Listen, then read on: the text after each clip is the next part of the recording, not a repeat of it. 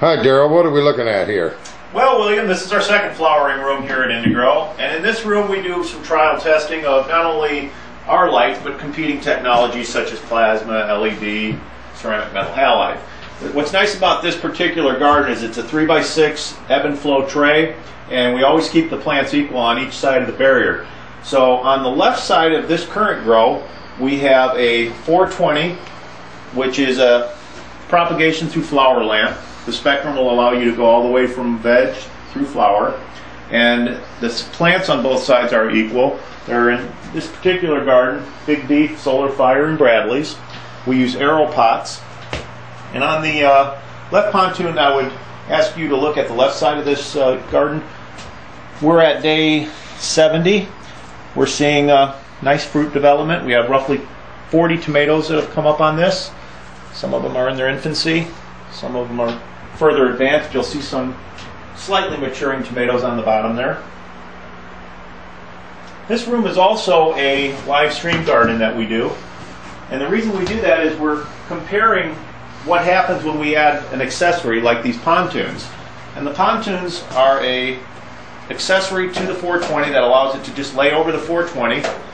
When there's lights on, the pontoon will run 660 nanometer diodes. There's 10 on each side. And they are asymmetrically opposed, which means they lay against each other and interlace. 10-degree angles on one side and the other allow that interlacing to get wonderful canopy penetration.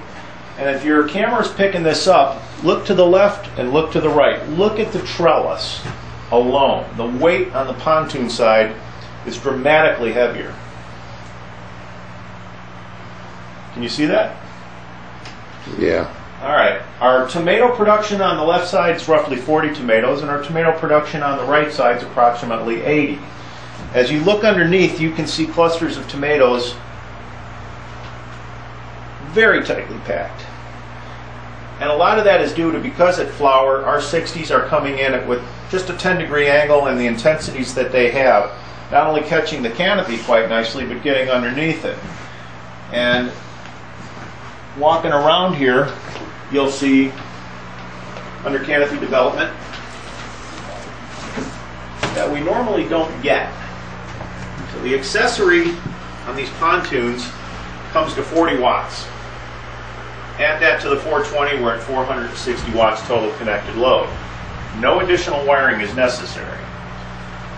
The other thing that we wanted to achieve with pontoons was a way of introducing the phytochrome switch.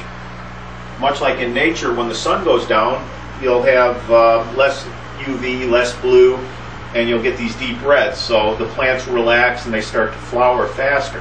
Well, in an indoor garden, it's all lights on, all lights off. So the plants will require 2 hours to relax and reach its phytochrome state and start a flowering period. However, if you took, and notice on our panel here, our pontoons, there are some diodes that are off. Those happen to be 730 nanometer diodes. And what I'm going to do is create lights off here, and you'll see everything go off with the exception of the 730s. Now 730 nanometers is hard for the eye to see. I imagine your camera's seeing it okay, and we'll adjust. But what we're getting under here is a very even canopy coverage of that 730 nanometer phytochrome switch. That's the wavelengths that relaxes the plants. And just like our 660s, we've interlaced them so that we can cover a wider area and achieve that in just 5 minutes using lithium-ion batteries. So you don't require any additional timers, you don't require any additional wiring. You just let the power go off, and these will run for 5 minutes and they're timed to go off.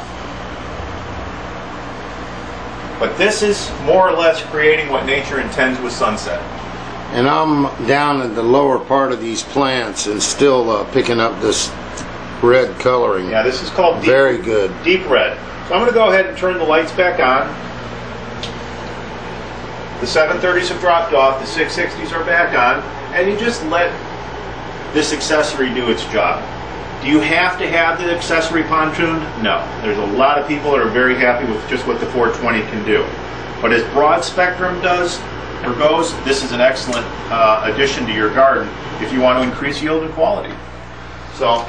And what's the average increase as far as yields go or this is a first trial run?